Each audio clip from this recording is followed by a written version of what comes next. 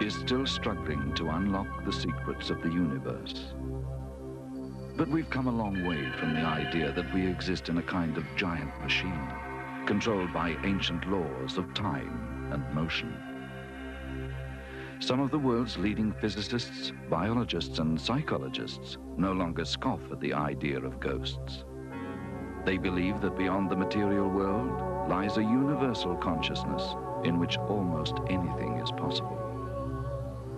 So we ask you to keep an open mind as we investigate what may at first seem unbelievable.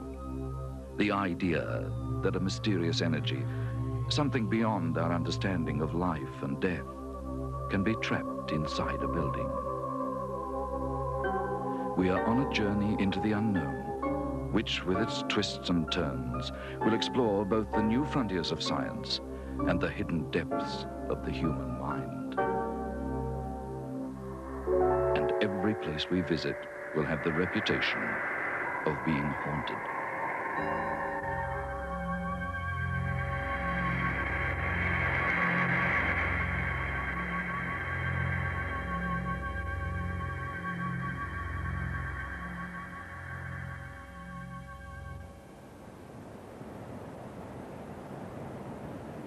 People throughout history have experienced ghosts, and every country in the world has its haunted houses. But we are going to concentrate on Australia, a vast continent of remote deserts, modern cities, and ruins with a brutal convict past. Ghosts have been seen in every state of Australia by hundreds of seemingly credible witnesses. The most frightening of all hauntings can often be where people still live, in ordinary suburban houses. You might have had the feeling yourself that there is something odd about the atmosphere of a house, an intuition that the past somehow lingers on, or the fleeting sensation that you are being watched. That's exactly how 3 young Queensland women felt when they moved into a rented house in the Brisbane suburb of Barton. The 50-year-old building had no reputation of being haunted, so there was no reason for them to feel apprehensive or afraid. But they began to have strange experiences when left alone in the house. At first, each girl thought it was her own imagination and kept it to herself, not wanting to frighten the others. Now they're convinced there is a supernatural force in the building, and they are terrified of it. I heard footsteps one night and walked out into the kitchen to speak to whoever was there, and there was nobody there, and I mentioned it the next morning. That's when I was told that there had been things happening in the house like that. How often do you hear footsteps? Every day. Every night I hear them, and if I'm home during the day, I'll hear them then as well. Are you sure that they're footsteps? They're not creaking, they're not the wind? No, they're definite footsteps.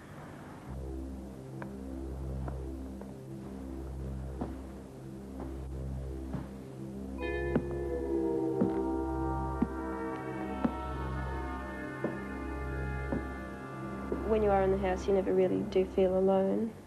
If you are on your own, you can always feel something else there. We've heard footsteps in the house, and as well a couple of times I've felt like I've had hands on my chest here and through my hair. Is that why you've been in bed? Yeah. Were you half asleep and half awake while that was happening? No, I was wide awake. Just as I jumped into bed, it happened. Over the last, say, 2 months, it's sort of stepped up, and now I do feel it. I was sort of a bit scared going to sleep in that. So far, we've heard only furtive suggestions that the house may be haunted. A build-up of fear, which could make people imagine footsteps or something brushing against them at night. It was the 3rd girl, Helen McLennan, who was the first to actually see a ghost. One night I was just lying in bed and I just woke up. Like I didn't hear anything, I just woke up. And I just looked from my bed to my wardrobe and saw a shape there, like a white figure. And I sort of, shut my eyes and thought this is really silly, and opened them again and thought it could be a street light, wasn't, checked that out. Could be the next door neighbour's light, wasn't, checked that out. And I thought, well, there's something there. One night I woke up for some reason. I'd been asleep for a little while, and I've got a missing louver in my room, and I was staring out of that. And there's a tree just outside my bedroom, and I saw what looked to be like a man sitting in the tree, and at first I thought I was seeing things because I'd just woken up, so I tried to blink it away, and then it wouldn't go, so I sat up in my bed and stared at it, and there was definitely something there. It appeared to be like a skeletal form, just a very skinny, naked figure, and it was, for the whole time I was watching it, it was looking up at the sky and then looking back through the window at me. Did that 5 or 6 times. Hallucinations are something that you see and they go away, but this wasn't. I made a point of looking at it, and I was staring at it for about 4 minutes. I formed the impression that it's somebody that was living here that has died, but probably isn't aware of it himself, because the noises you hear, like the front gate creaking, the footsteps in all different parts of the house, it seems to be that he's still living here with us. Well, There's nothing terribly remarkable or unique about the 3 girls' claims. In fact, there are thousands of similar cases all around the world. Most people dismiss such stories, especially those involving young women living alone, as imagination, triggered by branches blowing in the wind, shadows, creaking floorboards, and a fear of the unknown.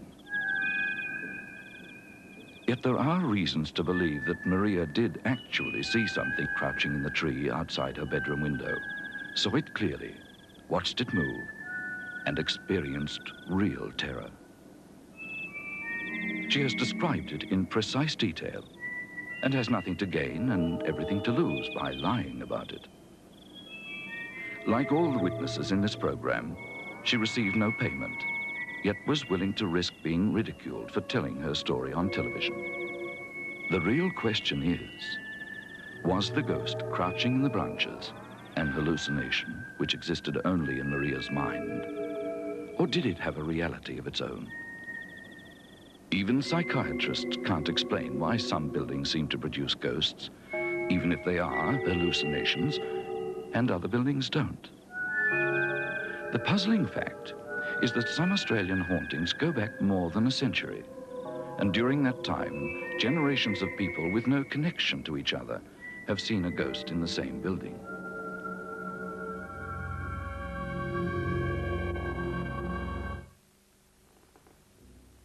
In this documentary, you will meet 28 people, including scientists and policemen, who claim to have seen a ghost, and the apparitions will be recreated exactly as they describe them. You can decide for yourself whether or not the ghosts are real, but your guide will be a scientist who has devoted many years to researching such things as hauntings. He is a depth psychologist who moved to Australia 25 years ago after objecting to the system of apartheid in South Africa. He became a senior lecturer in abnormal and therapeutic psychology at the University of New England in New South Wales, and has degrees in psychology, the arts, and education. But he was also one of the first people in the world to qualify in parapsychology, the recognized scientific study of the supernatural. Dr. Maurice Marsh is no ordinary ghost hunter. You know, there's no doubt that people do actually see ghosts. Hundreds of ordinary, everyday Australians from all walks of life have seen them. I found that about 1 in 5 of my students had had some kind of psychic experience. Of course, there are many different kinds of ghosts. Poltergeists, some appear to be the spirits of dead people, others again the telepathic projection of people's thoughts, and some appear to exist merely in a sort of time warp. Those are only some of the possibilities. But let's start with the kind of ghost that we've all heard about, and that's the apparition that traditionally haunts Old English castles.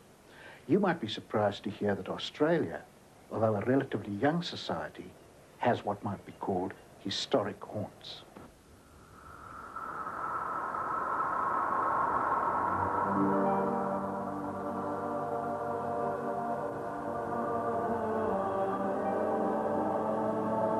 Some believe that ghosts are the tortured souls of people long dead, and are spirits condemned to haunt the places where they suffered or sinned in life.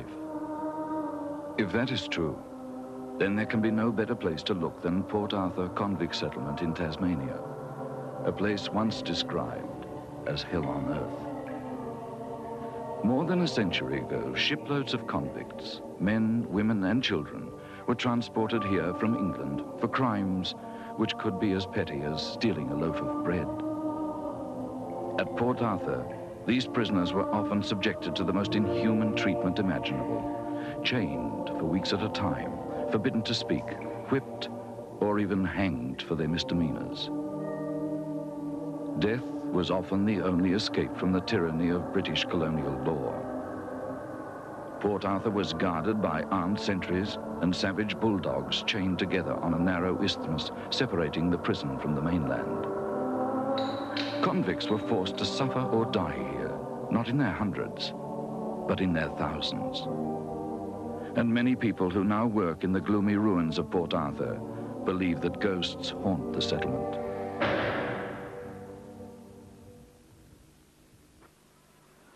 The building with the most haunted reputation is the parsonage, erected in 1842 by order of the colonial secretary.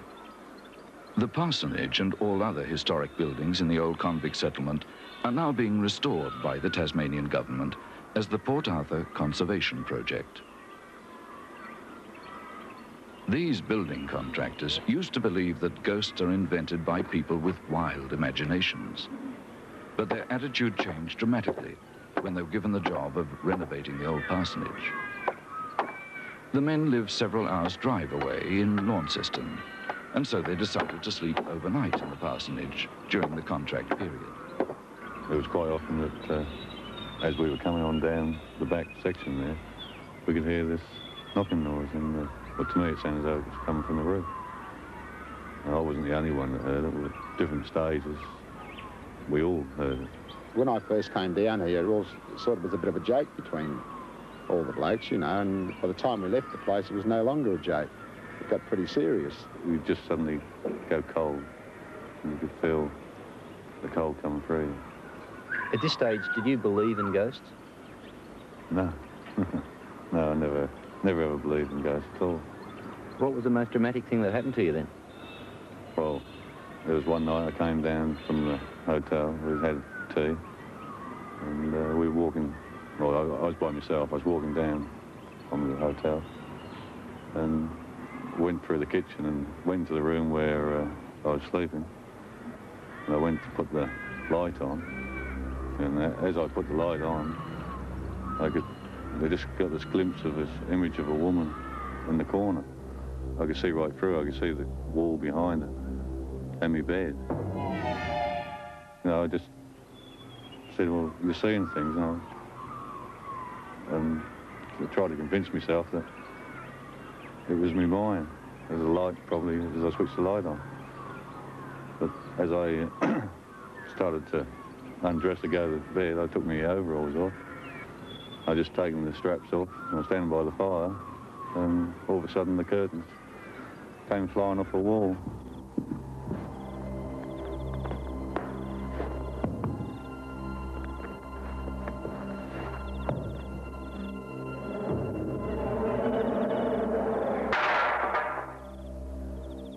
I'd never believed in ghosts, and I still sometimes think, well, perhaps I was seeing things, but I still think about the curtains. I mean, there's no way they could have come off like they did. Mike Smith's description of a sudden drop in temperature, an unexplained chill in the atmosphere, is something noticed by many other witnesses just before a ghost appears. The next witness, Craig Goodwin, describes a peculiar experience which scientists call sleep paralysis. It's a terrifying phenomenon, also known as the Hag effect, which temporarily paralyzes its victims with the sensation that a ghost is sitting on their chest, trying to suffocate them. Psychologists estimate that about 1 in every 7 people have had the experience, and you'll find it repeated in other haunted houses. On this particular night, I was in bed asleep, and I don't normally wake up during the night anyway, and when I realised that I was awake, the brain more or less told the rest of the body to sit up, sort of thing, and that was it. I couldn't move, you know. It was like as if I was just paralysed. But he sort of looked like he was trying to get away. He sort of had his hands coming up in the front of him. As I put the light on, I could see the shadow him doing it beforehand, but when I put the light on, as soon as I put the light on, he sort of comes straight up on the bed and he was trying to strangle me.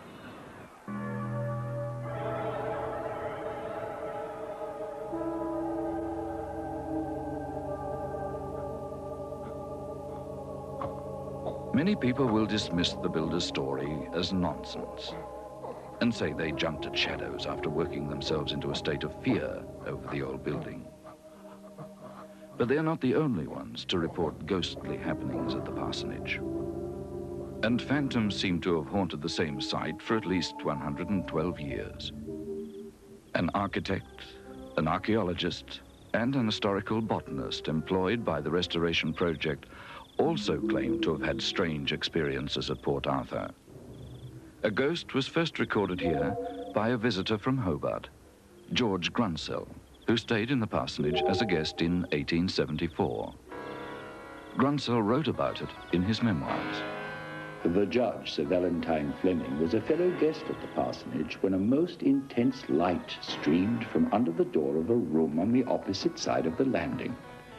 Sir Valentine peeped through the keyhole and, to his astonishment, could see the interior as though brilliantly lighted up with gas, when lo and behold, all was in sudden darkness again. The next manifestation was rather startling. A servant girl entering the guest room let out a terrific shriek and fell senseless to the boards. She had distinctly seen the figure of a man in a peculiar garment looking at her through the window and grasping in his hand a knife or dagger which he held as though about to strike.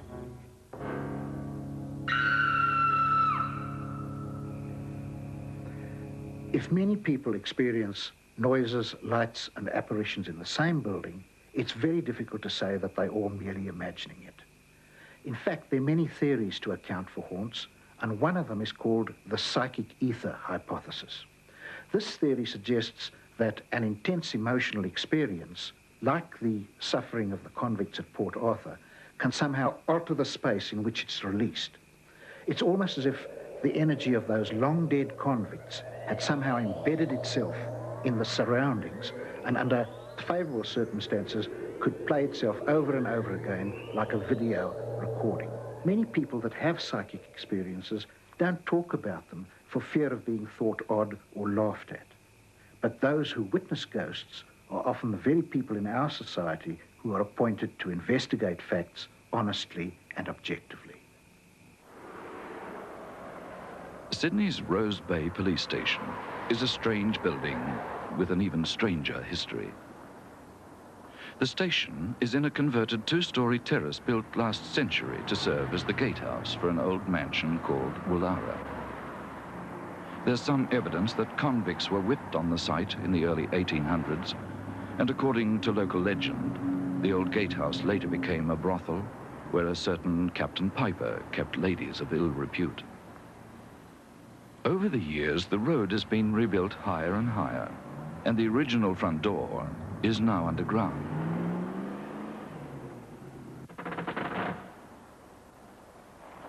The bottom story has been sealed up for years like a time capsule and still has the gas fittings of a bygone era.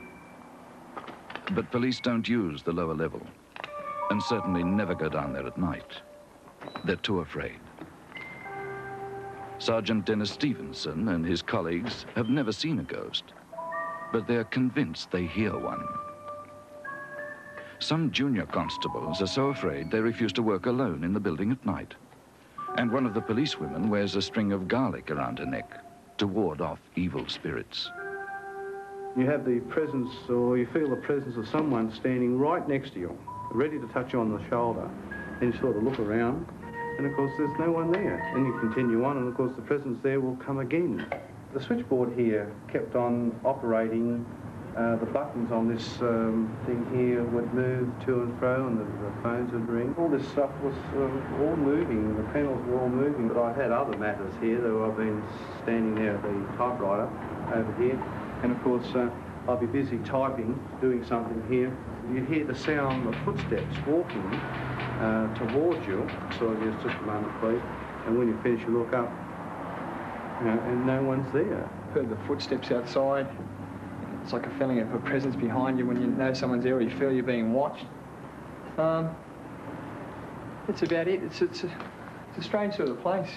You get the funny feeling sometimes that when you're here by yourself, there is something watching you, you know. It's just unexplainable, but you can sort of feel it. Sergeant Stevenson and his colleagues are not the only police to brush with the supernatural. The long arm of the law also reached for the unknown in August 1966, when reporters, television cameramen, and 1,000 onlookers flocked to an ordinary suburban street in the Melbourne suburb of East Oakley. For 3 days, the huge crowd trampled on the nature strips and stared expectantly at a small weatherboard house. Inside, a small party of neighbors and police were grappling with a poltergeist. Constable Lloyd Sherlock was called to the scene by police radio. He spent an entire night in the house and wrote down everything that happened. 20 years later, he's no closer to finding a logical explanation. I was taking a name, address, and all that sort of thing for the police report.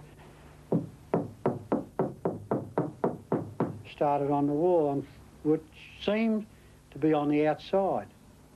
And then from the west side wall, it went to the front door, and then it followed around the house. And after a while, it was rapping on the back door, and the back door was... And I recorded all these different positions on the only bit of paper I had, which was a previous message. So you're sitting in this room 20 years ago, and you hear knocking coming from all over the house, yes, different directions, yes, within seconds of each other. Split seconds. One second would be on one corner of a house, and then the next is, well, as fast as light perhaps could travel, on the other side of the house. So in investigating that, did you come up with any logical explanation? Nothing.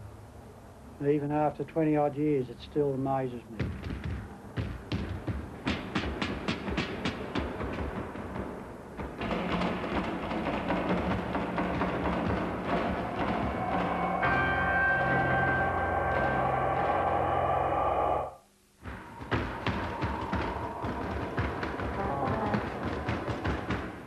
What was the closest you ever got to the sound? The closest was on the back door. It was a flush panel door, and I had my hand on the doorknob, and I could sense and hear this knocking on the outside. Open the door, nothing there. Did the sound stop? Yeah, it stopped, as though it was beating me. To me, it seemed as though he, or who, or she, or what it was, knew I was going to open that door. So this entity, or whatever it was that was knocking on the house, seemed to have some intelligence attached to it. I reckon it did. I reckon it did. Well, the only thing I can put it down is something supernatural, something unexplained. While we were filming at the site, a next-door neighbor told us that he had been inside the house when the poltergeist activity first erupted, before the crowds and police first arrived. He agreed to tell us his story on condition that we conceal his identity. Well, I have seen 2 or 3 lights,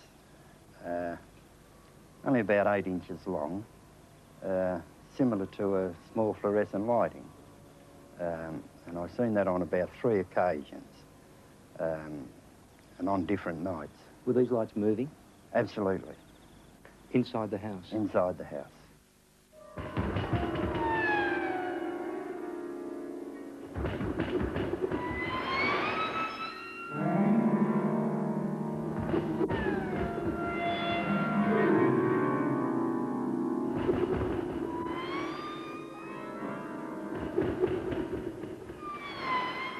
The taps were always going on and off, mainly staying on all the time. At one stage there, I did get a spanner and tighten them up, and I defied anybody to have turned them on without using a spanner, but they still went on. Something or someone turned them on.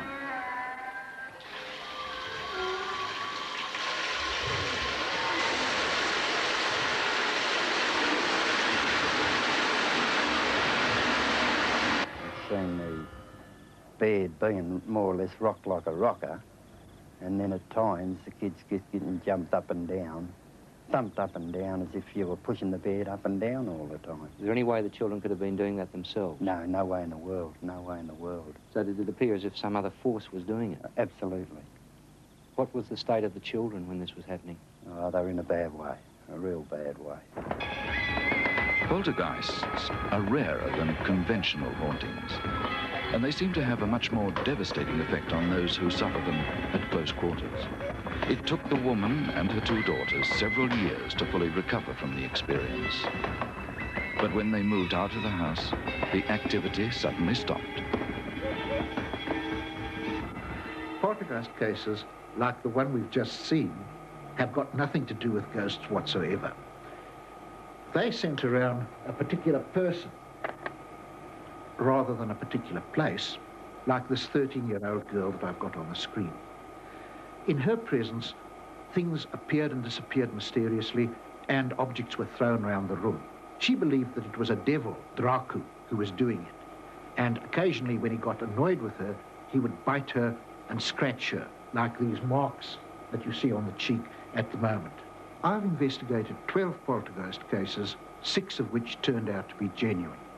What interests me very much is how that poltergeist subject differs from an ordinary person. And the answer seems to be that they're bottling up an intense emotion like anger, and nothing of it is getting out.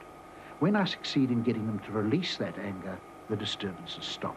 Some investigators have been more interested in the energy dynamics. What they do is to plot the movements in relation to the poltergeist subject. When you do that, this kind of diagram of the movements results.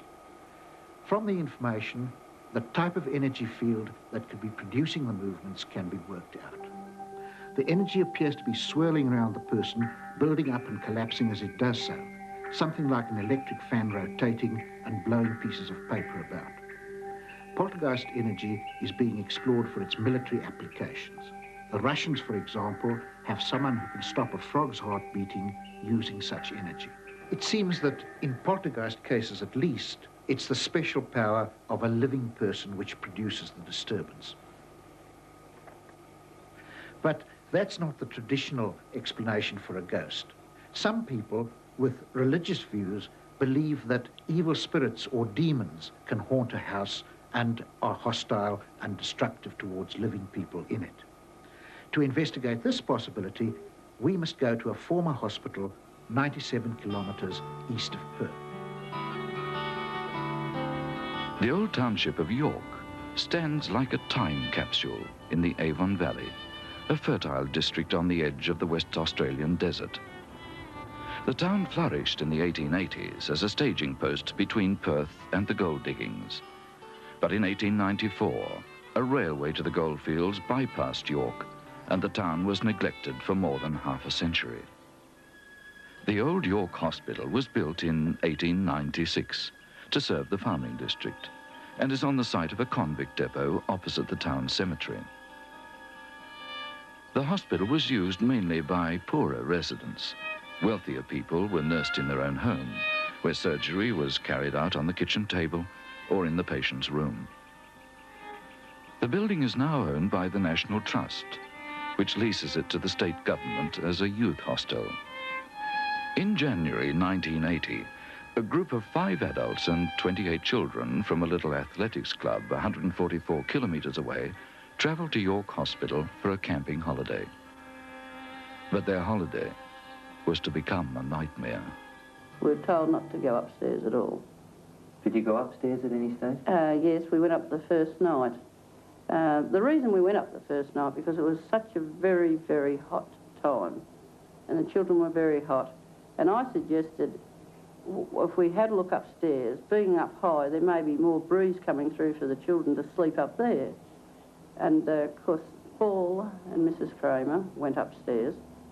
But when they came downstairs, they were very pale, and they said there's something wrong with the place up there. We rented up there with torches, and we got midway along the dormitory and our torches went out. We had this howling wind coming down from the chimney, and with 47 degrees outside, there was no way that there could have been any wind. We walked past the fireplace in the middle of the room, and both our torches went out. Now, at first I thought it was just my torch blowing, so we walked back 3 or 4 times, and again they went on and off, you know, corresponding as to when we're in front of the fireplace, and there again when we sort of came past the fireplace. But again, every time we walked in front of the fireplace for about 2 or 3 metres, they actually went off and came back on again.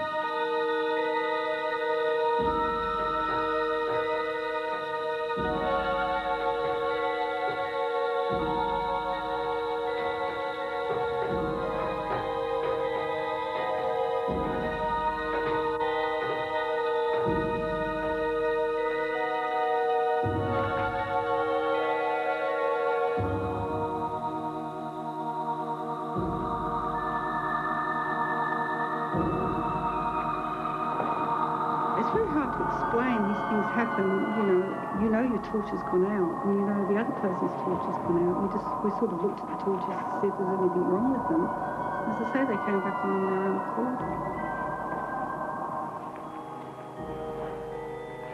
There was a foul smell which came from a small attic which was up the top. To me, it smelled as something dead, sort of like a dead animal or something. A very, very foul stench. They said, well, you couldn't put the children up there because there's something strange up there. And then we're sitting there for a while, and this terrible moaning noise started. Well, at first you'd say it was the wind, but then when you look and you say, well, there wasn't any wind. It was so hot and still at York. So it wasn't wind, but then it got louder, and was a definite sound of a woman crying, in pain, moaning. It was a definite noise, which wasn't the rustle of the trees, it wasn't any wind, and the only way you could explain it was as a moaning.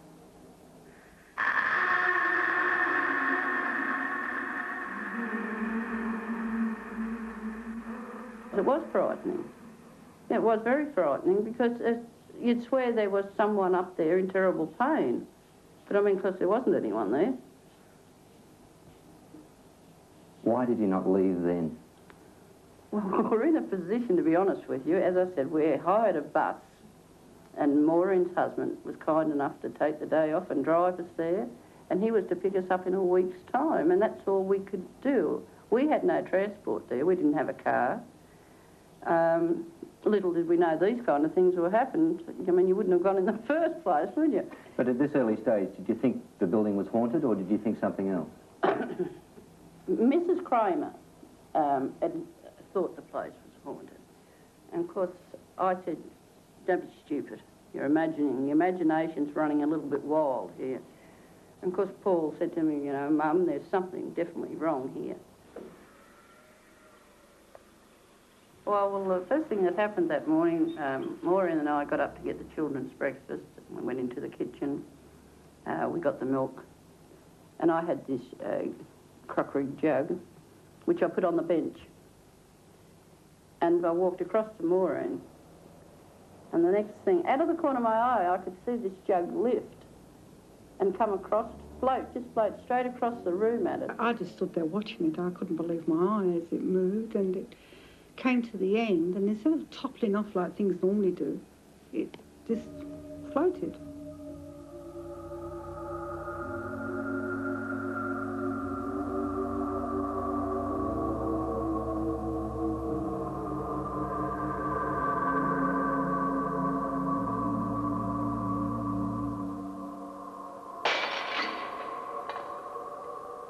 It was very hard to believe. And of course, I thought then, well, it didn't just fall on the floor, it definitely floated. And of course, Maureen and I stood there shocked. We were shocked. Then the next thing, the stove would turn on and off. While you were using it, it had just turned itself on and off. It was a very queer thing that kept happening in that kitchen. Did anything else around the place move? Yeah, and the doorknobs. You'd be standing outside and they'd be spinning. Just absolutely spinning. And there was nobody else on the other side or anything because we checked all that. But they were just spinning, the doorknob spin. For some reason, I was just walking past the main staircase which went upstairs and came to my notice and getting one of the ladies, there seemed to be blood coming from within the staircase, sort of running out on the outside of the staircase. The actual lady tasted it to check that it really was blood, and she said it was, and it definitely looked like, I didn't personally taste it, but she did, and she said it definitely tasted like blood, and it certainly looked like blood.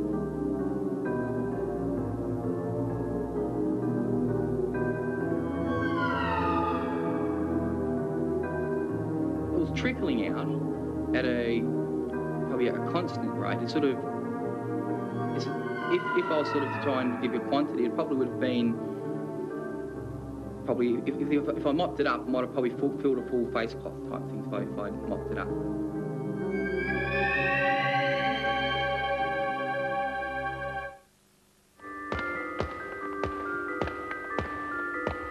Well, the worst thing that happened there, we had a little girl there and she was running along the hallway.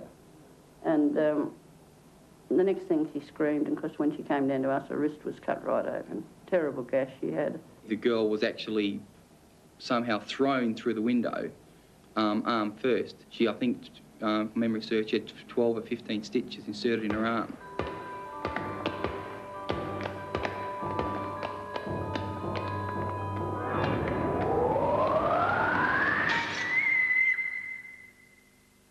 Now this little girl, she's only a little tot, that's all.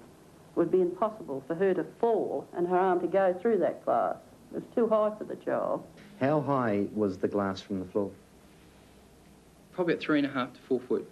How tall was the girl? Well, she was only about 8 years old, probably, there again, probably 4 foot herself.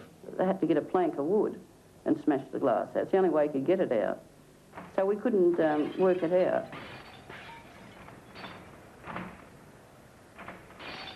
Did you only hear the moaning the once? No, the moaning was every night. And it even got to the stage where a couple of afternoons, where I was left with the children by myself, a couple of children, it continued then. But it was every night. You know that there are people watching saying, what a pack of nonsense. Oh, yeah. We've sort of been through this before.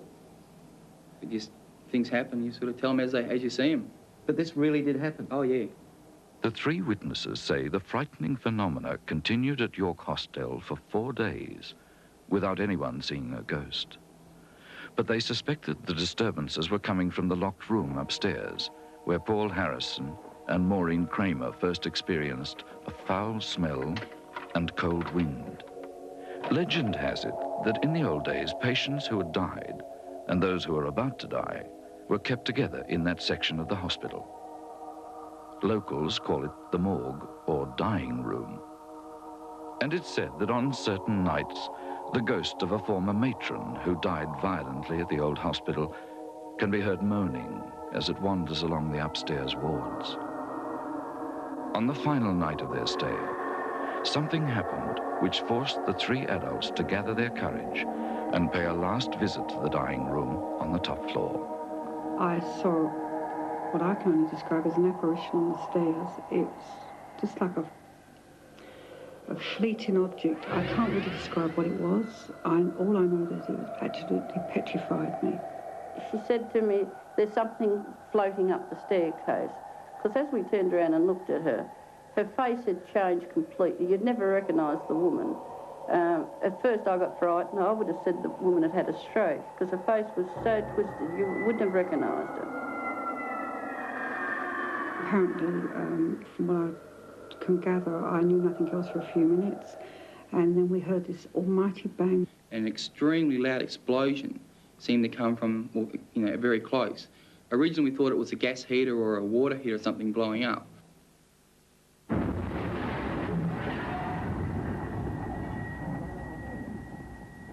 I had to investigate. I couldn't work it out. But I only got to the second landing, and a terrible feeling came over me, like pins and needles, and I couldn't move. And you felt very, very old, like you've aged. I felt like I'd aged. But then the pins and needles left me, but I didn't continue. I came back down.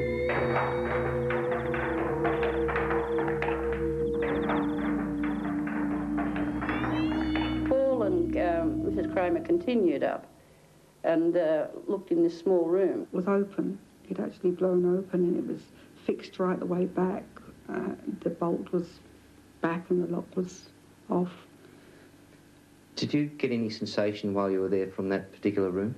Yes, I couldn't put my foot over the threshold. I felt nauseated every time I went near the place. It was uncanny. It was only a very, very small room and there didn't appear to be anything in there, but the smell was still in there. I was going to go and ask for help to take these children out that night because I said, I can't stay here another night. But we had to. There was nothing more we could do. What did you in fact do then? Well, we all went into the one room. I know it's going to sound silly, but we had, one of them had a baseball bat, cricket stumps, and even one of the ladies had a can of pressure-packed fly spray. I know it sounds so stupid. What we're going to do with it, I don't really know, but then we had, well, everything was quiet for a while, and then this friend that was with us, she was laying on the bed and she started screaming out, they've got me by the throat. And of course we said to her, wake up, you're having a sleep, but she wasn't asleep. And of course when we turned the light on, I said, you've only had a sleep. I said, it's been too much for you.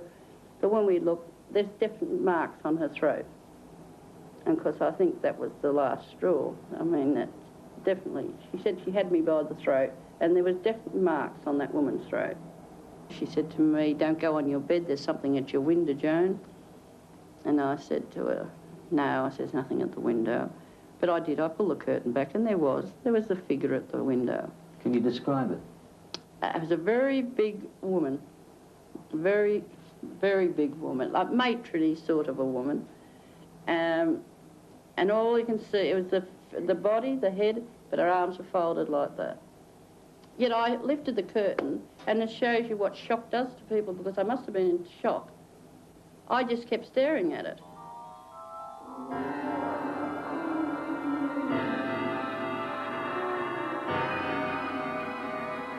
Then I put the curtain back, and I said to him, there's nothing. No, I thought, no, I'm not seeing it. So I laid on the bed, and I thought, no, I've got to look again. And I did look again, and it was still there.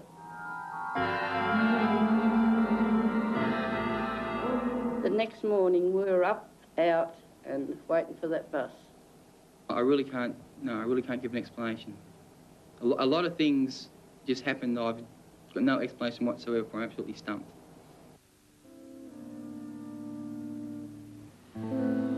York Hostel seemed to come straight out of a horror movie. It also snowballed from day to day, so that by the final night, things were becoming very hectic indeed. I think those people were lucky that they could leave the following day, otherwise the disturbances would have got even worse.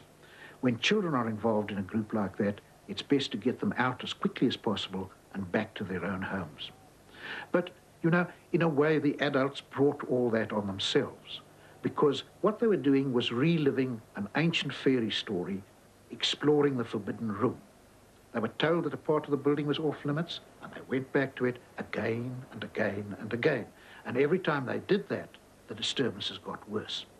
But let's leave the possibility of evil forces for the time being, and instead turn to some ghosts that are much less threatening. There's some ghosts that inspire a great deal of affection in living people.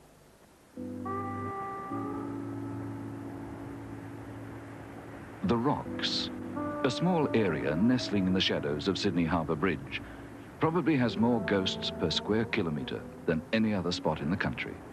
The British settlement of Australia began here on January the 26th, 1788, when Captain Arthur Phillip sailed the first fleet into Sydney Harbour. From that time onwards, it has been an ideal breeding ground for ghosts, built by convict chain gangs which suffered the continent's first whippings and hangings.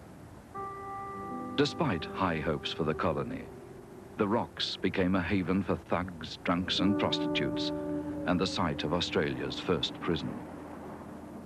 Later, it became a slum area, and in 1900, there was an outbreak of bubonic plague. Poorer residents were forced out so the infected buildings could be fumigated or demolished. The surviving buildings are now being restored by the Sydney Cove Redevelopment Authority, the sort of conservative, semi-government body which would normally never believe in ghosts. The trouble is that its own information centre, in a former coroner's court and mortuary, is haunted by a mischievous ghost which the staff have nicknamed Fred. It first appeared to an office manager who saw the apparition of a young man which called out, "I am innocent." The current information officer, Josephine Christensen, has no fear of Fred. In fact, she seems rather fond of him. Do you know anything of the history of Fred or why he may be haunting this place? No, I wish Fred would tell us. I'm sure we'd all be very pleased, because if he's upset, we'd like to help him. He doesn't seem to do anything very bad to us. I mean, we coexist with Fred. We say good morning to him when we arrive in the visitor centre, hoping that we'll put Fred in a good mood for the rest of the day. Quite often people sense a presence in the building, even though they don't see anything or hear anything. Do you sense a presence here at all? Well, I think this is simply because of the stories we've had. We do. We sense Fred. We'll come in the mornings and a lot of our display material will be on the ground. And we can see no apparent reason for this except that Fred doesn't like it there. And we put it back. And sometimes we put it back so often and it falls down that we just don't put it back anymore. And Fred wins in our eyes. There's another Fred about 100 kilometres away from Sydney at Campbelltown. Every November, the city holds one of the world's most extraordinary festivals to celebrate the ghost of an ex-convict murdered in the town 160 years ago. For 6 days, the town develops ghost fever, and thousands of people line the streets for a parade of decorated floats, pipers, brass bands, and ghosts in costume. It's all in honour of Australia's most famous and cherished phantom, the spirit of a ticket-of-leave convict called Fred Fisher, who once operated a small farm on the edge of town. The legend of Fisher's ghost is part of Australia's folklore, but the story is founded on historical fact. Fred Fisher was an industrious man determined to rise above his convict past. He worked hard on his small property and enjoyed the friendship and respect of the townspeople. He was last seen alive one afternoon in 1826, mending fences in paddocks near a small creek.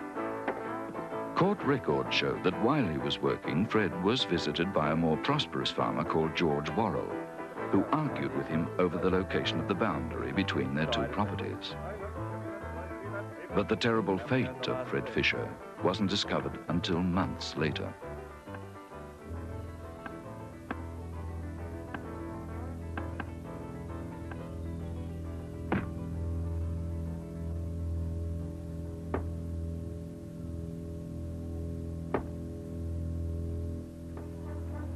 It's not the brutal murder of Fred Fisher that the people of Campbelltown celebrate every year.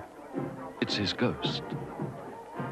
The story has come to symbolise the triumph of good over evil and the victory of a little Aussie battler over the bigger bloke. As far as the townspeople knew, Fred Fisher had simply vanished.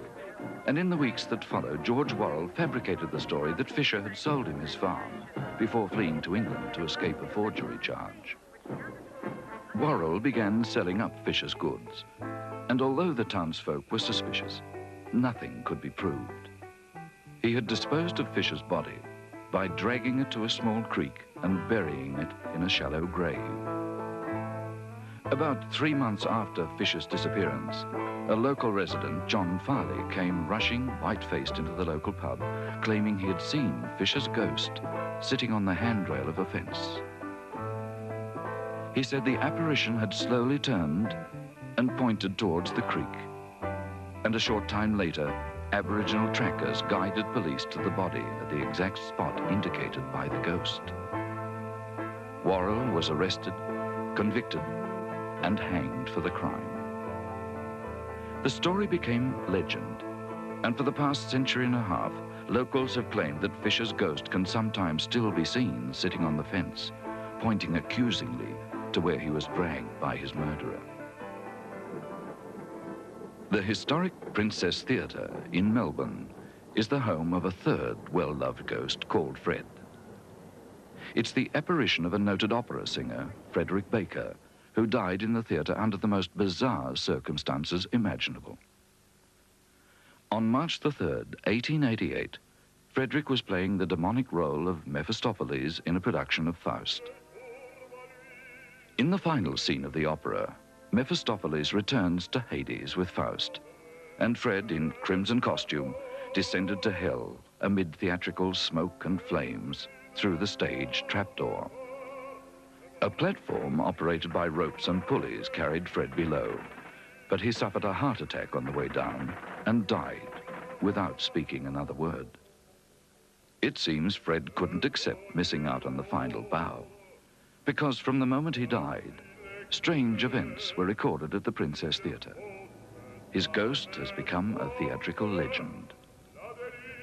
The Phantom is known to generations of theatre folk as Federici, a glowing human shape whose appearance spells good luck for any forthcoming production.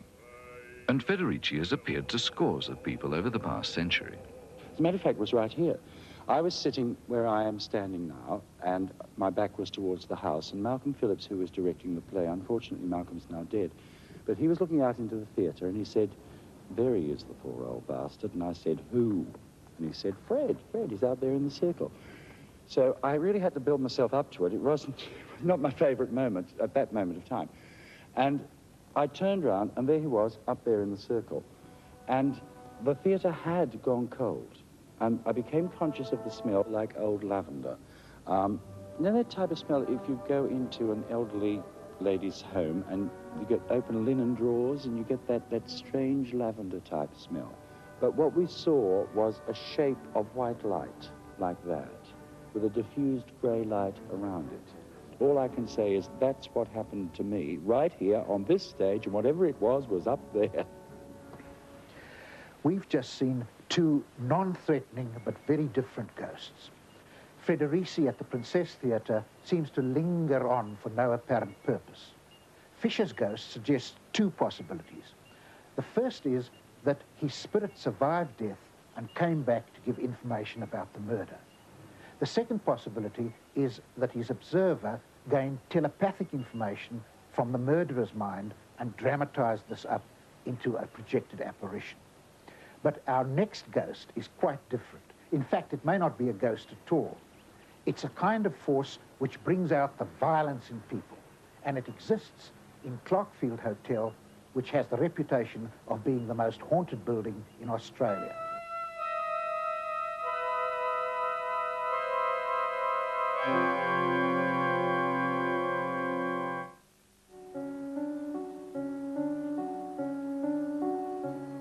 The historic Bluestone pub at Clarkfield, 40 kilometres north of Melbourne, has been haunted for as long as locals can remember. The hotel was built in 1856, and the famous Cobb & Co. coach company used it as a staging post to the goldfields. There's a legend that a young girl was murdered in the building and thrown down a well near the stables. And apart from seeing ghosts, those who live at the hotel seem to suffer from unexplained fits of violence. The upper story walls are peppered with shotgun pellets, and fists have been smashed through doors by owners and staff who were later driven out in fear. The past 3 generations of hotel owners all insist that Clarkfield Hotel is inhabited by some unexplained force. One example is former licensee Frank Nelson, who scoffed at the idea of ghosts when he took over the hotel in March 1984. So how long were you in the hotel before anything happened? 3 days. 3 days we were there. And, what happened? well, we'd been working, you know, trying to meet a few customers. Only the wife and I there, you know, no staff on. And we'd worked, you know, 3 to 1 o'clock in the morning, and went upstairs and hopped into bed. And I suppose it was about 2 o'clock I heard the, you know, bottles rattling and glasses being moved. And I thought, oh, well, some of the locals, you know, you've just taken the hotel over, and a lot of country pubs, the locals walk in and out when they feel like it. And so I went to go down to investigate, and got about halfway down the stairs and heard a bit more noise, and I thought, sounds like more than one. I think I better grab something. I felt a real cold draft of wind, like, you know, walking into an air conditioner. It just sort of blew me back a bit. Something like someone picked me up and tried to throw me over the banister. But both hands on the banister, and it just seemed to disappear.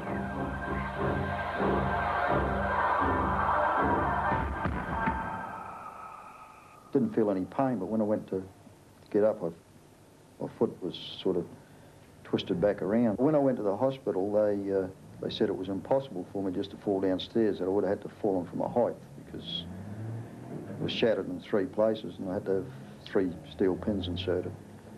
How long were you in crutches? Some crutches for 7 months. Are you absolutely convinced that some supernatural force was the cause for that? Well, to start off with, I didn't think it was. And, you know, I didn't want to go to the hospital and say the ghost or something throwing me down the stairs. It was the things that happened to me later on that convinced me that there was something there.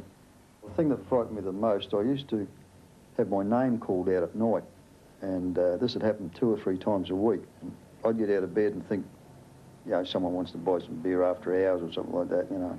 There'd just be no one there. And then one particular night, I was in bed in the room on my own, and the door opened, and the presence of something was there, and the next thing, I had my leg in plaster, and a hand came on my leg and started twisting it, and I grabbed hold of the crutches that were beside the bed, and I was, you know, get away, and...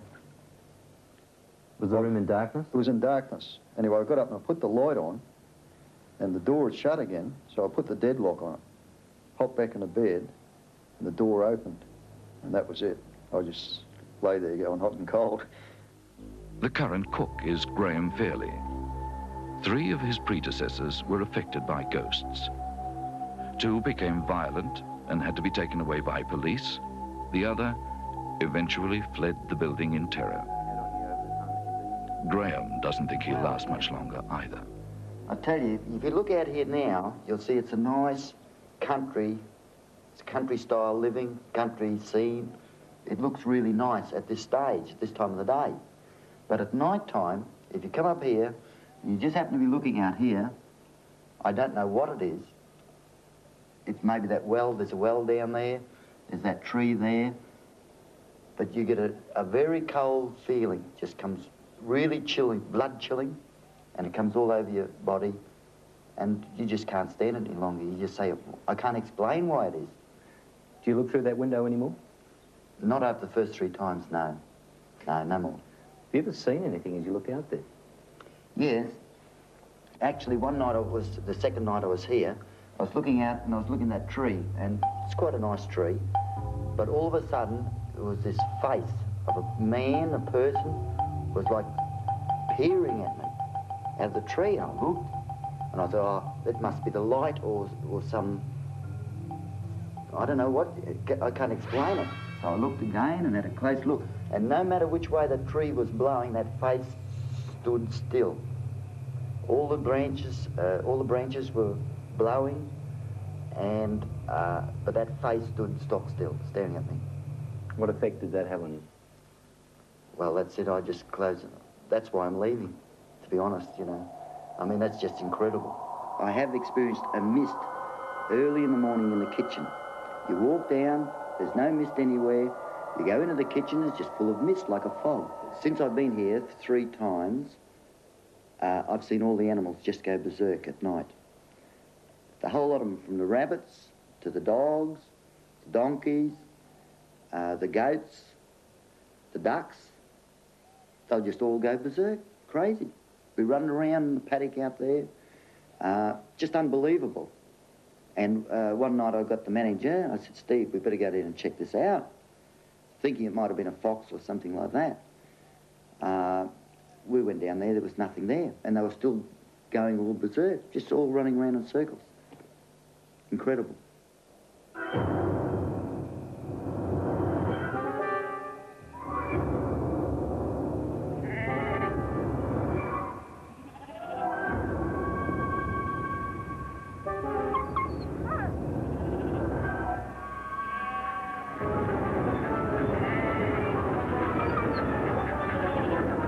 there is some force there.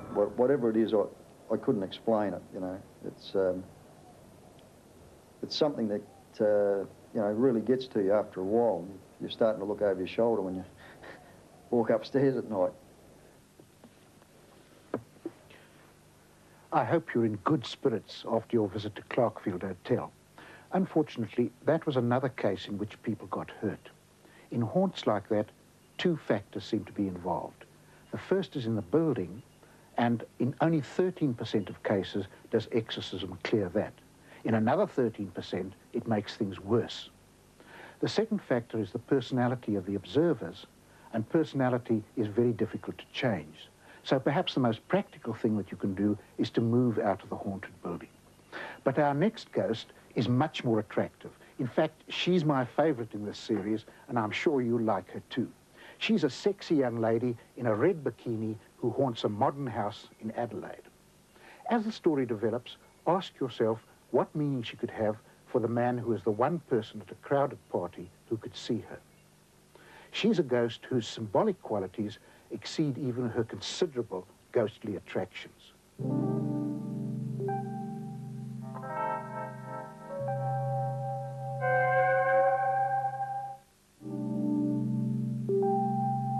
Mrs. Di Close says she had just moved into her brick veneer home in Elizabeth Downs in Adelaide when one of the most amazing ghosts on record manifested itself in the hallway, then disappeared, leaving a pool of yellowish liquid behind.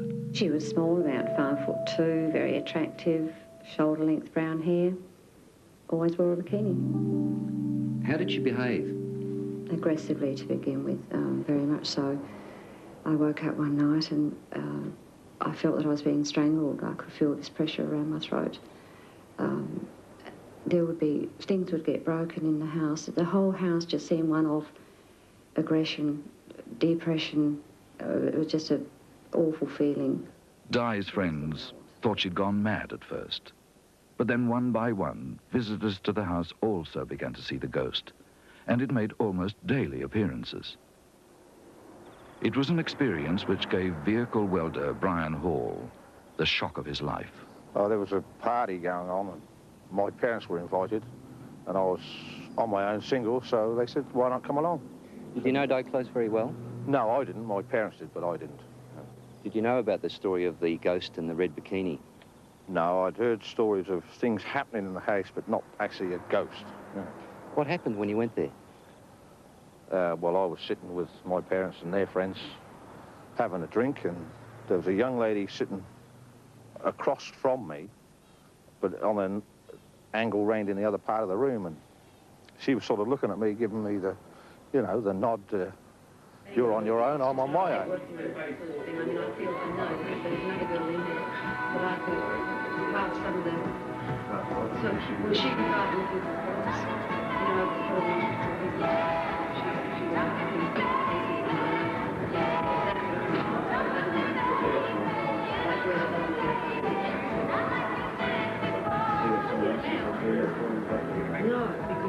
A couple of minutes later, I saw her come walking through from a different angle in a bikini and go out the back door to the swimming pool.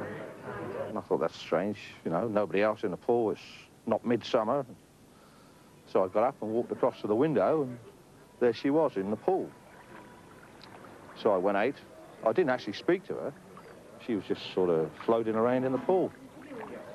And I went back inside to get a drink. And when I looked, the woman was still sitting in the same seat. And I thought, that's strange. So I asked the people that was with me, has she got a sister, or is there somebody here that looks like her? And they said, no, what's the problem? I said, well, I've just seen her in the swimming pool out the back. And they said, oh, rubbish. There she is, still sitting there. So with that, I went back and looked out the window, and there she was, still in the pool. So I went out. And as I went out the door, she came to the side of the pool and put her arm out to me, as if to say, you know, take my hand sort of thing. And I did. As I put my hand into her hand, that was it. She just vanished and left me standing there freezing sort of cold, and she was gone. Did you feel anything as you put your hand through? Nothing. Did you tell people about it afterwards? Well, there was another friend came out, and he was standing behind me, and when I turned round, he just looked at me and said, you've seen something, and I was standing sort of like this, and he grabbed hold of my hand. He said, it's frozen. You've seen something come inside, I'll get you another drink. And that's what we did do, and then the story came out that supposedly there was a ghost of some young girl in that house. What effect did this have on you in the weeks that followed? Very much like I am now, I suppose. I get very nervous talking about it, and it gives me an horrible itch, you know, a real uncomfortable feeling. Scientists talk about the possibility of collective hallucinations, of telepathic projections, and of course a lot of people talk about ghosts. Are you convinced that this actually was a ghost? Yes, because I know what they say about this collective hallucinations. It couldn't possibly have been because there were so many different days, different times, different people. You didn't have to have a crowd. There could be just one or two people there. And it'd be all odd times, so it was just too obvious to try and explain it away. There was a ghost there.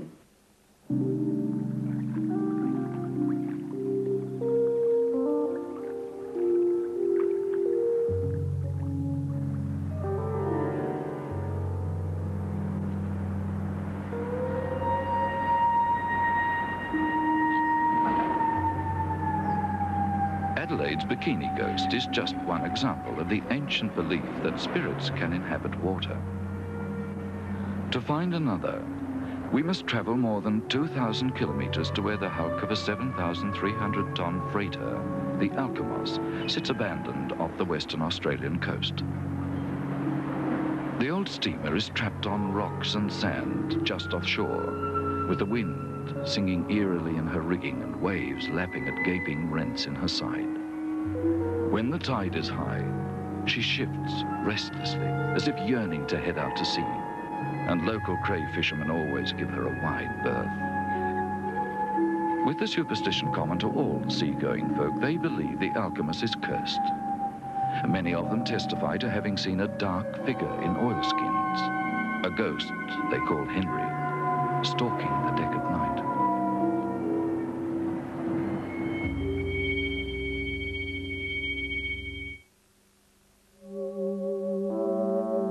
No one goes on the wreck now, and even an hour aboard alone is the stuff nightmares are made of. The Alkimos seems to scream as its rusted metal structure is slowly torn apart by the sea.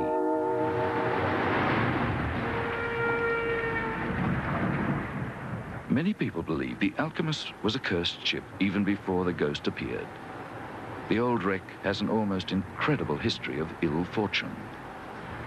She was launched in America in 1943, but no company kept her long before selling her off, and her name was changed several times, which is an old seafaring recipe for bad luck.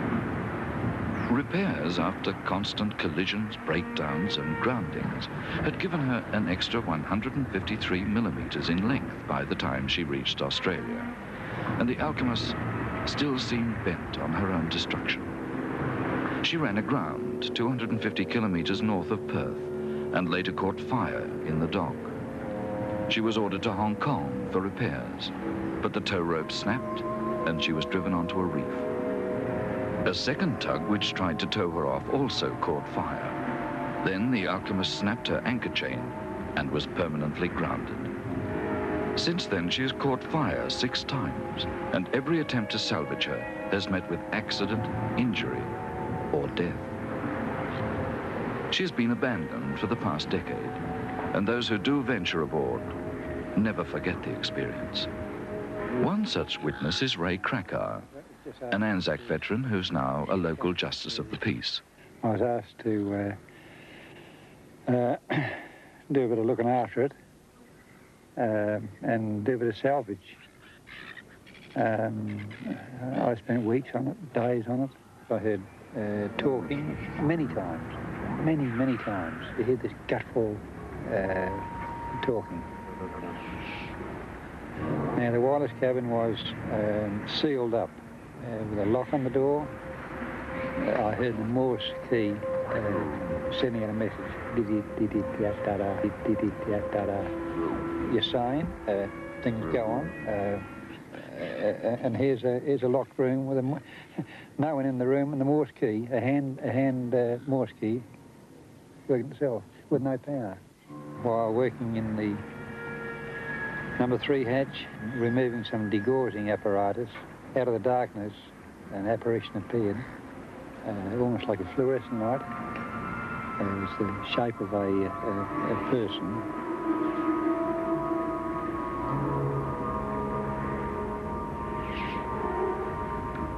So I picked up a piece of 3x2 and I was going for it. And then the junk that was lying around was in my way, and I thought, well, there's going to be an accident one way or other. So I just turned and went up the ladder. If I say a thing happened, it happened. I'm not going to tell a man who saw somebody walking with their head under their arm in the Tower of London, say he didn't see it. He said he saw it. Okay, he saw it. Now, I know what I saw. I know what I experienced. If I say it, that happened.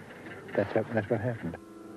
One of Western Australia's top skin divers and salvage operators, Jack Sue, has written a book about the shipwreck and firmly believes he too has been touched by the alchemist curse. Jack swears that while on board, he heard moaning coming from an empty bunk, and his wife was tragically killed in a car accident during the same period. And after my own personal experience, the loss of my former wife, nobody would ever convince me otherwise than that there is something wrong with that ship. Do you blame the ship for the death of your wife in any way at all? Yes, I do. Almost everybody that's been on that ship for any length of time spent or been involved with the ship in business matters, nearly all have had some ill fortune, illness, or tragedy. People who board the Alchemist seem to step back into the past. In some curious way, she seems to be busy with unfinished business. There are cooking smells coming from her galley, Morse from her radio room, men walking about on her deck, and there's Henry in his yellow oilskins, riding out some invisible storm. What a pity that there was nobody there who could understand Morse. Now we'll never know what the content of that message was or the date of the transmission. Alchemist poses us with a problem of deciding when ordinary bad luck turns into something more sinister. To the people trying to dismantle her, Alchemist seems to be fighting back stubbornly, injuring and harming those people that are trying to destroy her. But perhaps we better leave her to become a legend similar to the Flying Dutchman, and instead move from shipwrecks to ship relics, housed in a building with a very interesting history.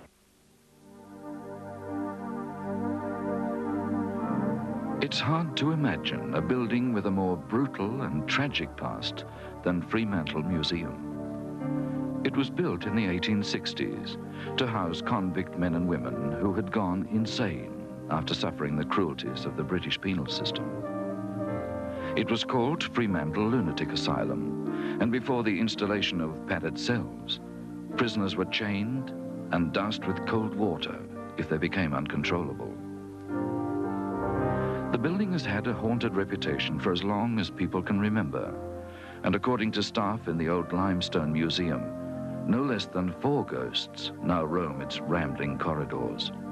Visitors to the museum have also had strange experiences.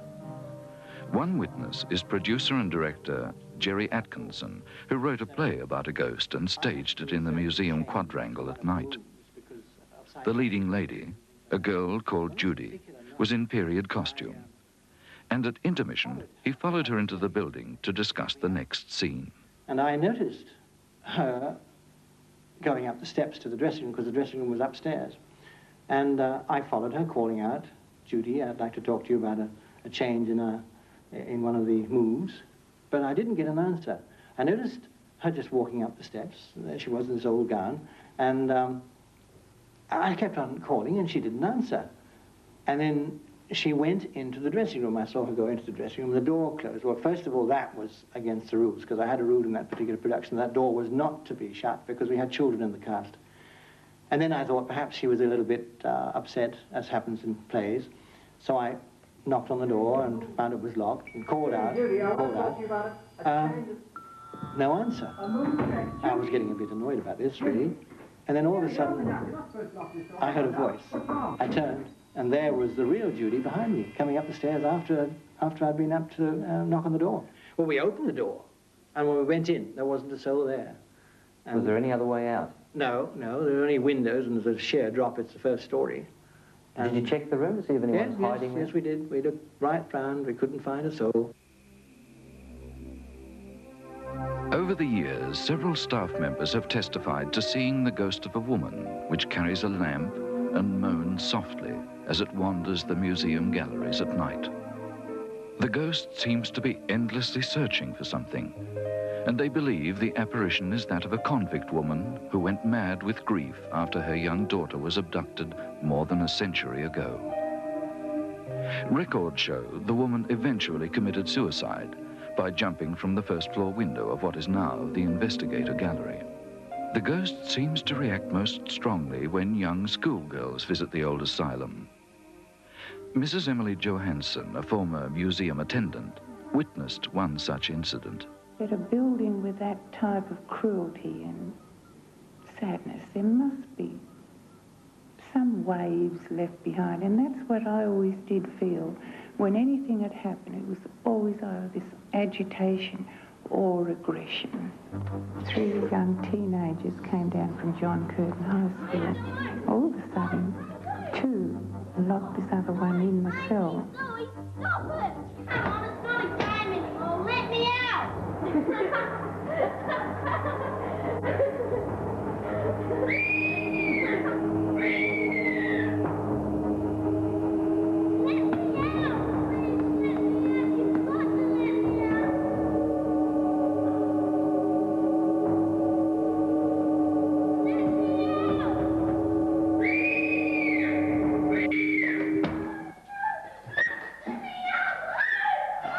She just shrugged me off and shot off like a scared rabbit.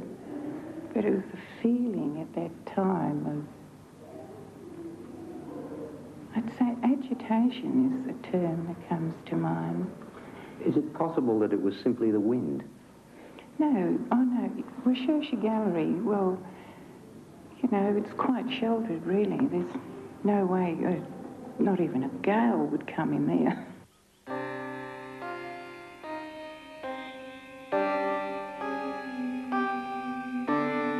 Did you notice that Fremantle Museum had the apparition of a living person, the leading lady at the play?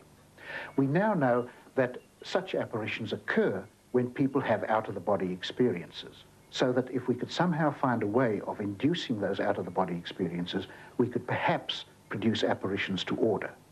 One way is to put the person in a sensory isolation tank. They are floated in warm water in complete silence and darkness. In a little while, some people feel that they have left their bodies and they can be asked to try and visit a particular place and bring back a report of what they see. This type of research has obvious military applications for spying and is being explored by both the Russians and Americans. But when an apparition confronts a scientist unexpectedly, it's much more difficult to study. Take the case of the CSIRO researcher who saw the grey ghost of a girl who died the previous century.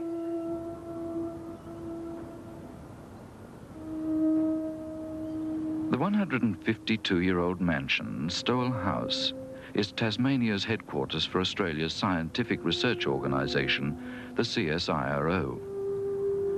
Stowell sits on Battery Point, the most historic section of the state capital, Hobart, and there's a century-old legend that an upper story of the old building is haunted by the grey ghost of a beautiful girl called Amy.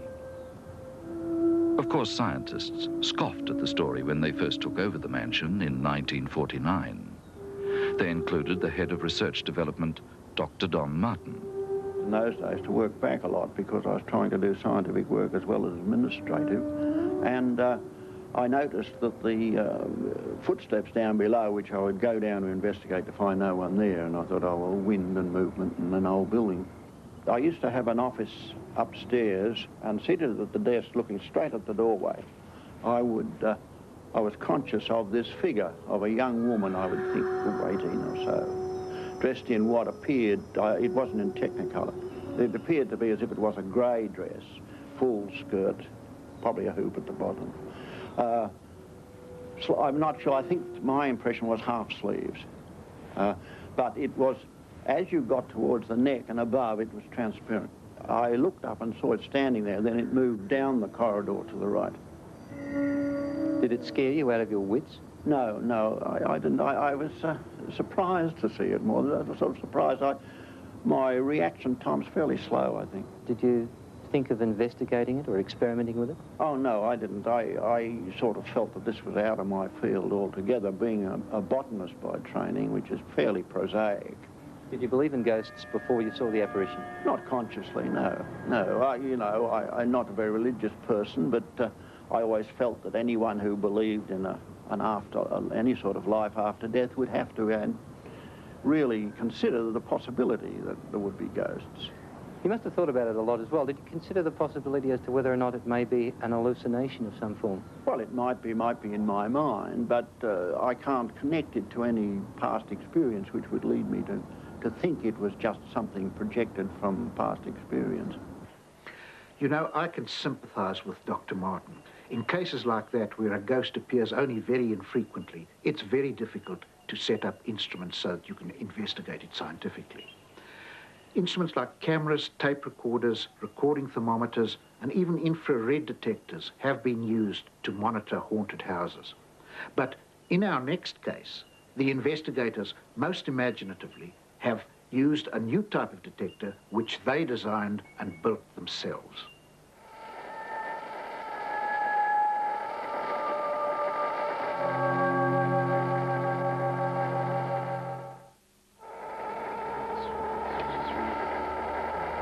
Stephen Franklin is a 16-year-old Melbourne student whose interest in ghosts began with the film Ghostbusters.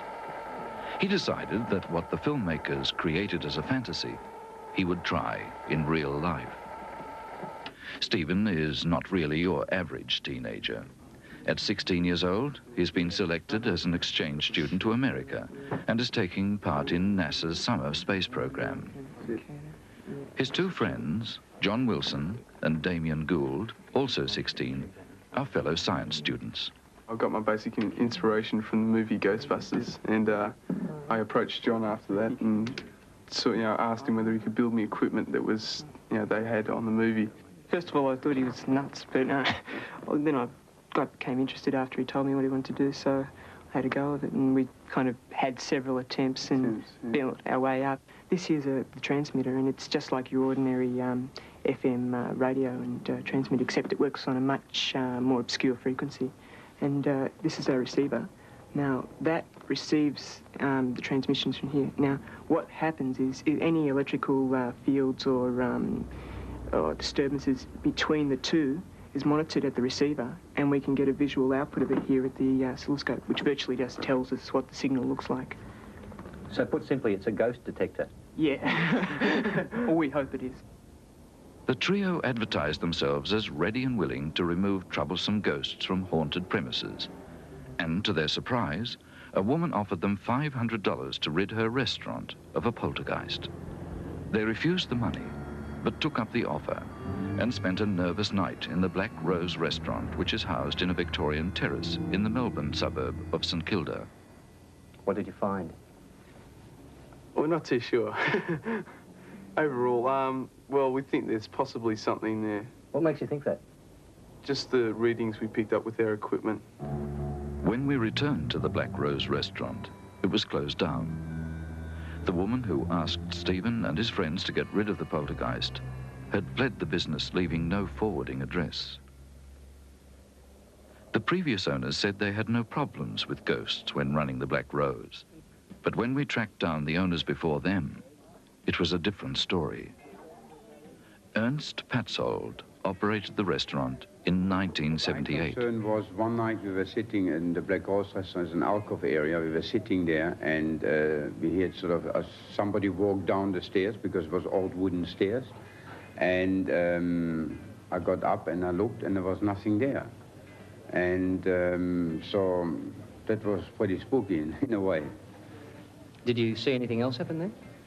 Yes, one day I was sitting as well in the same area, and I heard something falling outside, and I got up and I looked in the restaurant, and there was actually a sugar bowl, which the waitress claimed she must have put in the center, but I don't know if I have to believe her, but it was all sprayed all over the floor.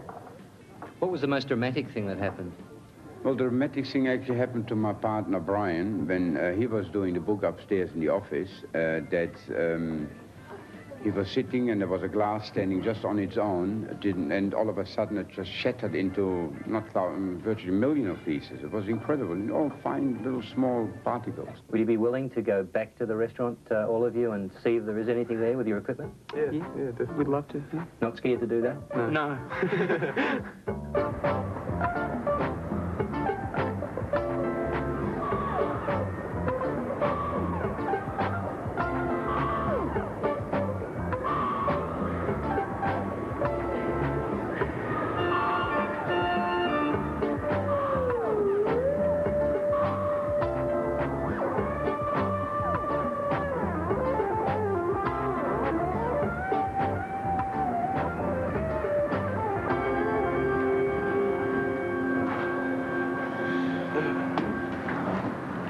Messy. Yeah.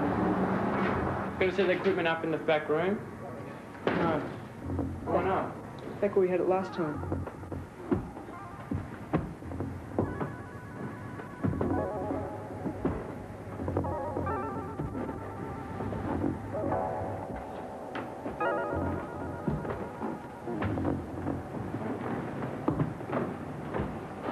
For 12 weary hours, the boys monitored the deserted restaurant.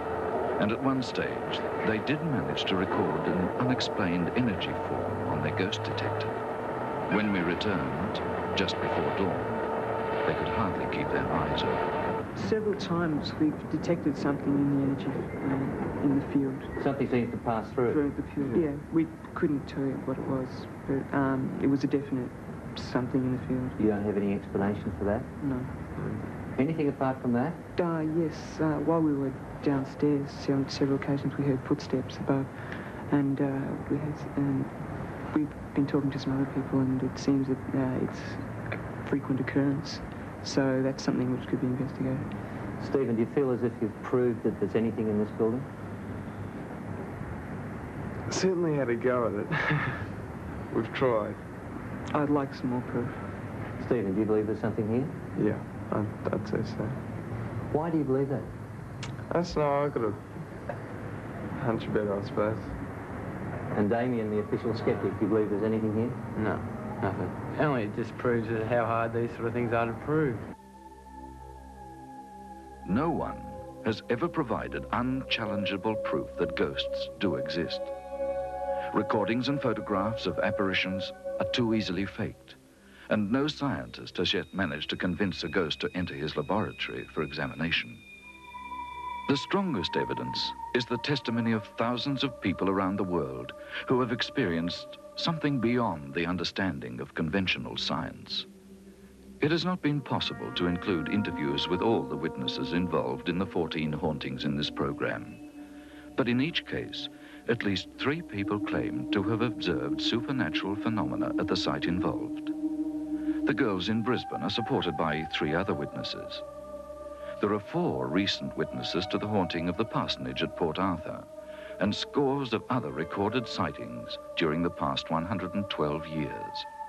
At least 7 police testify to the haunting at Rose Bay Police Station, and hundreds of people heard the mysterious poltergeist knocking at East Oakley in Melbourne. The horrifying events at York Hospital were witnessed by 5 adults and 28 children, and the haunting at the Rocks Visitor Centre was also witnessed by a number of police while it was used as a coroner's court. 4 local businessmen testified to having recently seen Fisher's ghost, but they feared ridicule and declined to be interviewed. More than 40 sightings of the ghost of Federici at the Princess Theatre have been recorded since the turn of the century, and a similar number of people claim to have had ghostly experiences at Clarkfield Hotel over the same period. 12 rather amazed people claim to have seen Adelaide's curvaceous bikini ghost, and there are dozens more who claim to have seen the shipwrecked ghost of Henry or suffered the curse of the alchemists. Over the years, 7 staff members and a number of visitors have reported supernatural phenomena at Fremantle Museum. The grey ghost of Stowell House has been seen or heard by a scientist, a chemist, a hospital matron, and an unknown number of local people. There are 4 known witnesses to strange events at the Black Rose restaurant, not counting the 3 students with their ghost detector. Witnesses in this program have signed a document which states that they have given a truthful and accurate account of their experience. We've come to the end of our exploration of the supernatural, and I wonder what you've made of the material we've presented. If you've had a similar experience, then you can see that you're in good company, because a judge more than a century ago, and modern scientists, housewives, builders, sailors, and policemen have had similar experiences. Hauntings pose fundamental questions about the nature of man. They suggest that a part of human personality is free of space and time and may even survive death. Of course, we've got a lot more to learn about the supernatural. But as a psychologist, I'd like to say this. The ghosts you've seen on this program were as real to their witnesses as the chair that you're sitting in or the television set that you're watching. Perhaps more real than my image that is talking to you at the moment. You see, there are many levels of reality, and we live in a much more fascinating and complex world than some people would have you believe.